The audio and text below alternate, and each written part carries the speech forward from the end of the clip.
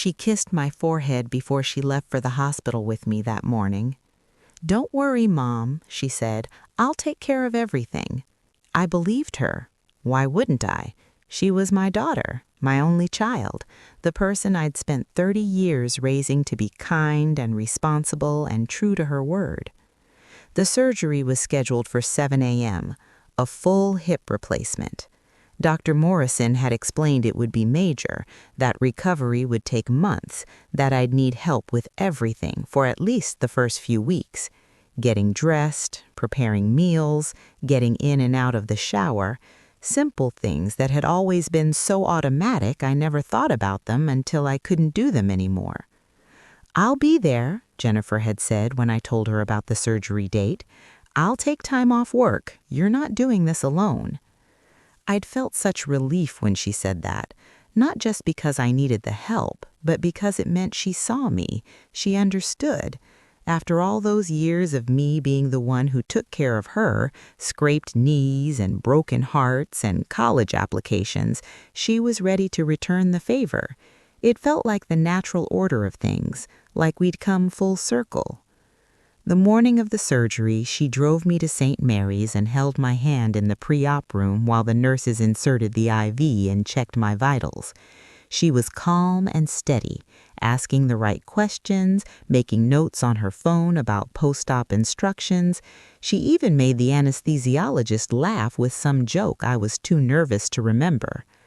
"I'll be right here when you wake up," she promised as they wheeled me toward the operating room. I remember thinking how lucky I was, how some of my friends had children who'd moved away or gotten too busy with their own lives to help with things like this. But not Jennifer. She'd always been devoted, always called on Sundays, always remembered my birthday, always said the right things. The surgery took 4 hours. When I woke in recovery, the pain was extraordinary. Not sharp, but deep and grinding, like someone had taken my hip apart and put it back together wrong, which I suppose was exactly what had happened. The nurse gave me morphine and told me I'd done well, that Dr. Morrison was pleased with how it went. "Where's my daughter?" I asked, my words thick and slow. "I'll check on that for you, honey." She came back 10 minutes later and said Jennifer had stepped out to make some phone calls, but would be back soon. I drifted in and out of sleep. Each time I woke, I expected to see her sitting in the chair beside my bed, but the chair stayed empty. By evening, they'd moved me to a regular room. A nurse named Patricia helped me sit up to sip some water. Every movement felt like broken glass shifting inside my hip. I asked about Jennifer again. "She left around noon," she said gently. "Said she'd be back tomorrow to take you home." Tomorrow.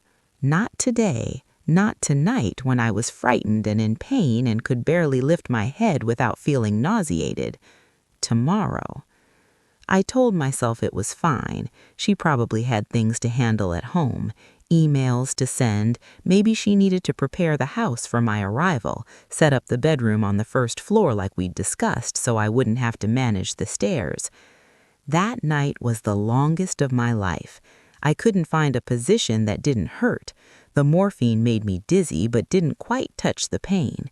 Every time I needed to use the bathroom, I had to call a nurse to help me with the walker, and I felt the hot shame of being 67 years old and unable to accomplish the most basic human functions without assistance.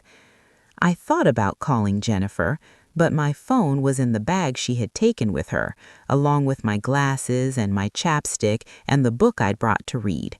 Everything I might have wanted was gone because I assumed she'd be there. I assumed I wouldn't need to fend for myself. The next morning, Dr. Morrison came by to check my incision. He seemed satisfied. "You'll go home today. Make sure you have someone to stay with you for at least a week. You're not going to be very mobile." I said my daughter was taking care of me. He nodded and smiled and moved on to his next patient. At 10 a.m., a nurse came in to go over discharge instructions. Jennifer still hadn't arrived. I tried her cell phone using the room's landline. It rang 4 times and went to voicemail. I didn't leave a message. What would I even say? She finally walked in at 11:30, carrying a coffee from Starbucks and apologizing about traffic.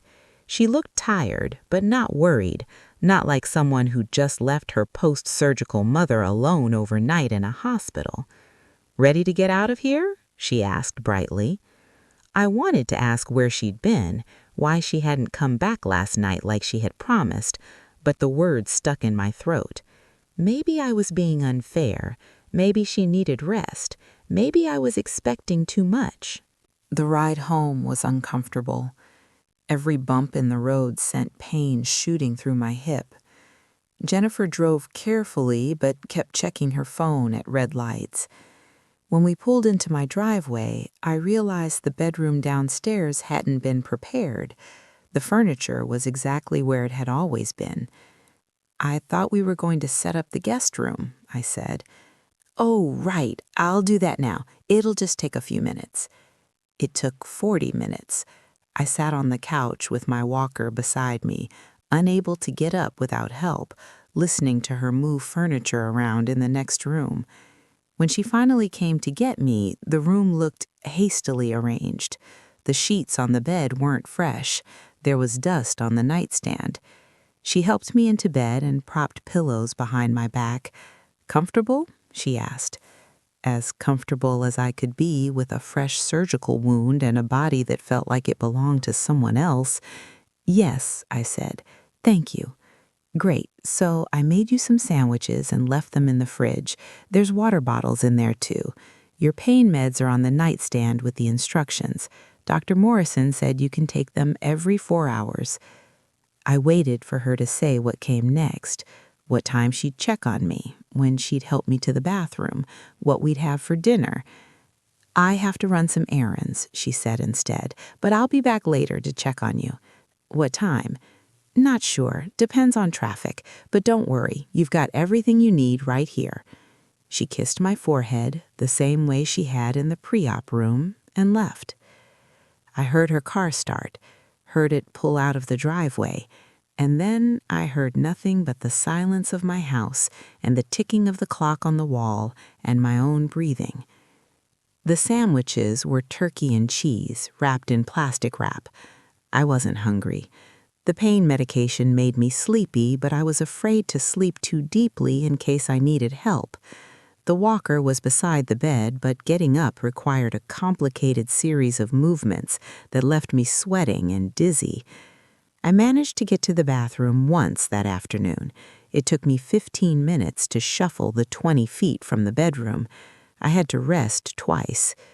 When I finally made it back to bed, I lay there feeling like I'd run a marathon. Jennifer didn't come back that evening. I texted her at 6 p.m. "Everything okay?" She responded an hour later. "Yes, just busy. You good?" I stared at the message. Was I good? I was alone and in pain and frightened and angry, but I didn't know how to say any of that without sounding needy or ungrateful. "I'm fine," I wrote back. At 9 p.m., I took my pain medication and fell asleep still wearing the same clothes I'd worn home from the hospital. The next morning, I woke up to a text from Jennifer. "So sorry, Mom. Something came up. I'll call you later." Something came up. No explanation, no arrival time, just a vague promise to call. I ate one of the sandwiches from the fridge. It was dry and tasteless. I took my medication. I used the bathroom, a process that left me exhausted and shaking. And then I sat in bed with my phone in my hand, trying to decide if I should call her or wait for her to call me. I waited. She didn't call. That afternoon, I opened Facebook on my phone. I'd only joined because Jennifer insisted it was a good way to keep in touch with family. I didn't post much, just scrolled through other people's updates to pass the time. That's when I saw it. A photo of Jennifer on a beach. She was wearing a coral bikini, holding a drink with a little umbrella in it, and smiling at the camera with sunglasses perched on her head. The ocean stretched out blue and endless behind her. The caption said, Finally, much-needed getaway. So grateful for this time to recharge. The post was time-stamped that morning, 5 hours ago. I stared at the photo until the screen blurred. Then I scrolled through the comments, friends writing, "You deserve it," and "Have the best time," and "So jealous." I looked at the location tag, Turks and Caicos.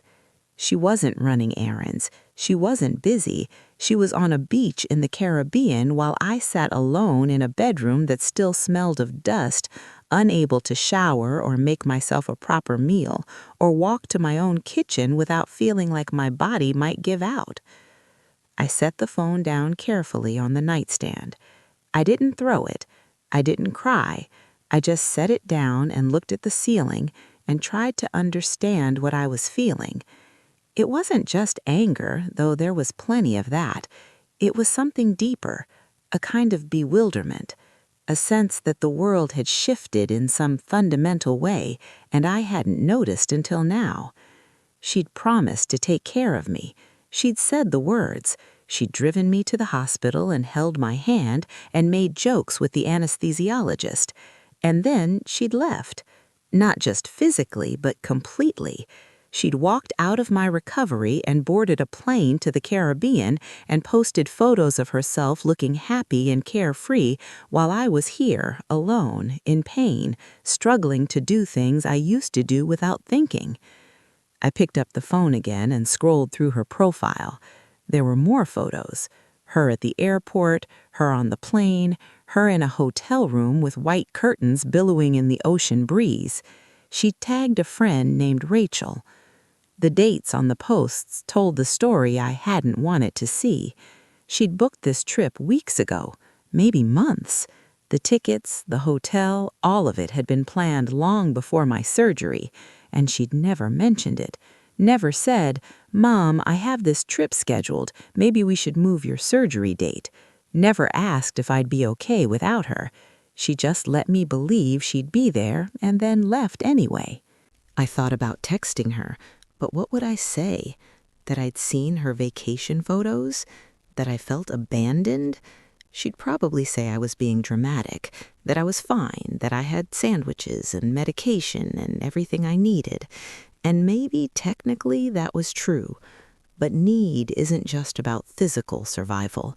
It's about knowing someone cares enough to stay. Over the next 3 days, I learned to manage on my own. I ordered groceries online and had them delivered. I set up a routine, medication at specific times, short walks with the walker around the house, rest, repeat. A neighbor named Iris from 2 doors down knocked to check on me. I told her I was fine, that my daughter was helping because I was too ashamed to admit the truth. Jennifer posted more photos, sunset dinners, snorkeling, a spa day. Each one felt like a small betrayal, evidence filed away in some internal case I was building without quite knowing why. On the 4th day, she texted, "Back tomorrow. Hope you're doing well." 3 exclamation points, like this was all perfectly normal, like she hadn't promised to take care of me and then vanished. I didn't respond. She showed up the next afternoon carrying a small suitcase in a bag from the duty-free shop. She looked tan and rested. She smelled like coconut sunscreen. "How are you feeling?" she asked, setting her bags down in the living room. I was sitting on the couch with my walker beside me. I'd managed to shower that morning, a 45-minute ordeal that left me so exhausted I'd had to lie down afterward. My hair was still wet. "I saw your photos," I said. She paused, just for a second, then she smiled a smile that didn't reach her eyes. "Oh yeah, I know the timing wasn't great, but Rachel had already booked everything and I couldn't back out. You understand. You told me you'd take care of me. And I did. I got you set up. I made sure you had food and your medications. You've been fine. I've been alone. Mom," her voice took on a patient, explaining to a child quality, "you're a grown woman. You don't need me to babysit you. I had a life before your surgery and I have a life after. I can't just drop everything." I didn't ask you to drop everything. I asked you to keep your promise. I kept my promise. I was there for the surgery. I brought you home. What more do you want? What did I want? I wanted her to see me, to see that I was scared and in pain and struggling. I wanted her to care more about my suffering than about a beach vacation. I wanted her to be the daughter I'd raised, the one who used to bring me drawings from school and say, "I love you, Mommy," without being asked. But that daughter was gone. Or maybe she'd never existed the way I thought she had. "I want you to be honest," I said finally. "If you couldn't help, you should have told me. I would have made other arrangements. You're being dramatic." "I'm being truthful." She sighed, the kind of sigh that said she was the reasonable one and I was the burden.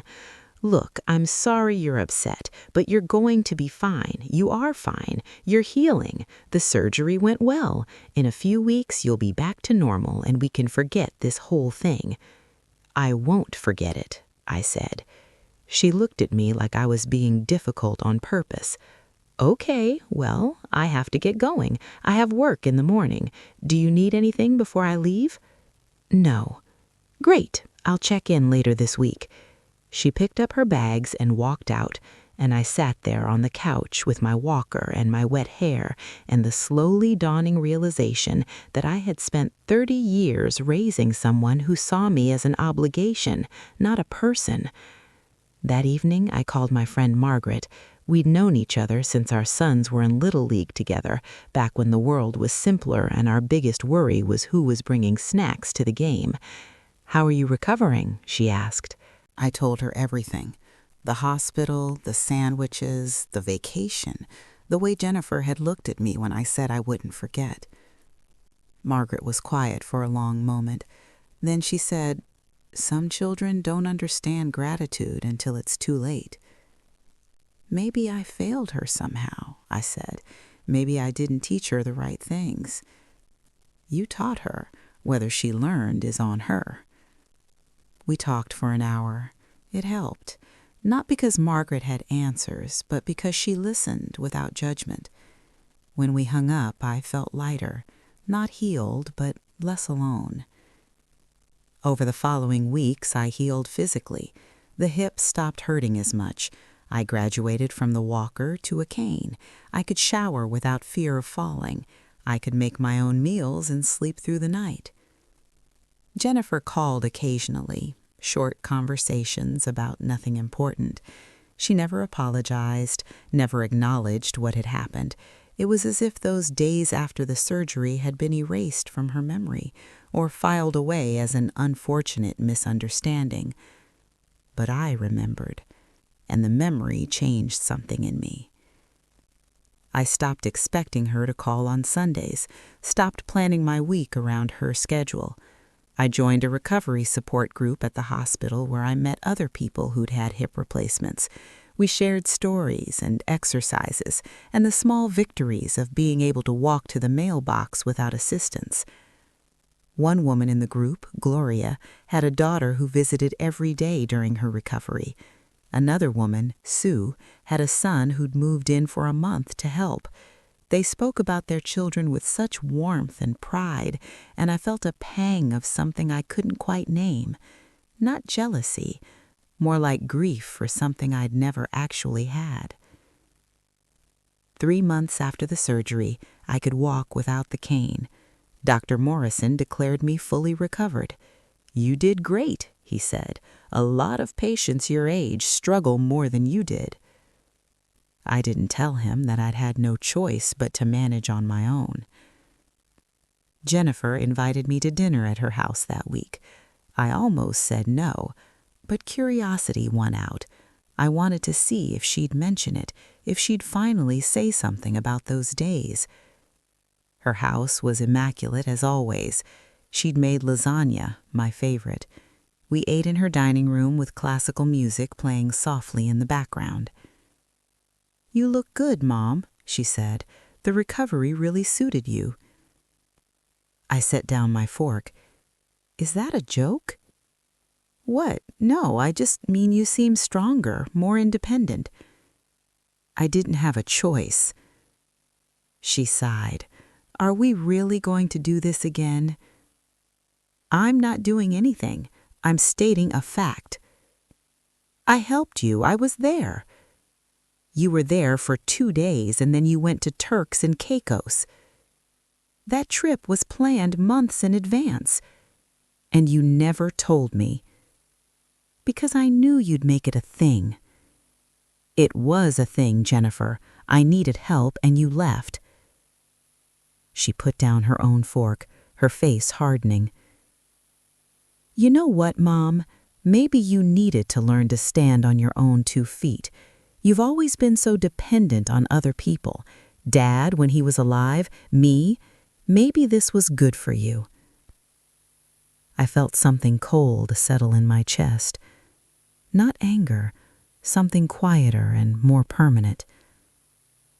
"You're right," I said. "I did learn to stand on my own. Thank you for the lesson." I stood up, steady and straight, my new hip holding me without pain. "Where are you going?" she asked. "Home." "You haven't finished eating." "I'm not hungry anymore." I drove home in silence. When I got there, I sat in my living room and looked around at the house I'd lived in for 35 years, the house where I'd raised Jennifer, where I'd taught her to ride a bike in the driveway and helped her with science projects at the kitchen table and held her when she cried about her first breakup. I'd given her everything I had: time, money, love, sacrifice. I'd put her needs before my own for 30 decades and told myself that's what mothers do. That's what love looks like. But love isn't one-sided, and sacrifice isn't supposed to be invisible.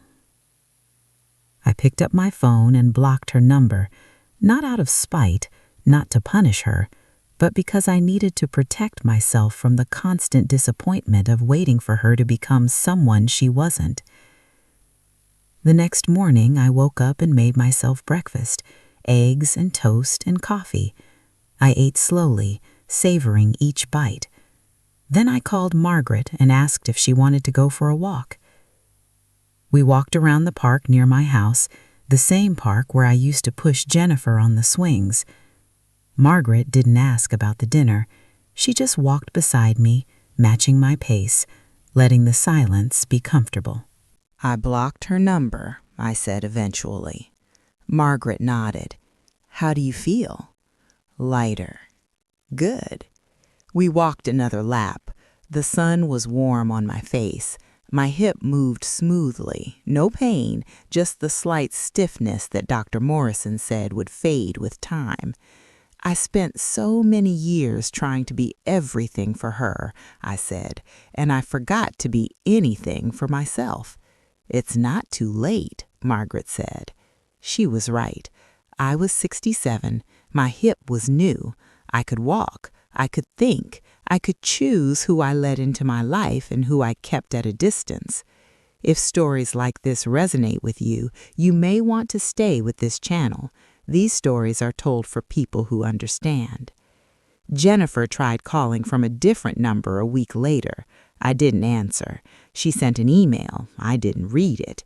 She showed up at my door one Saturday morning. I didn't open it.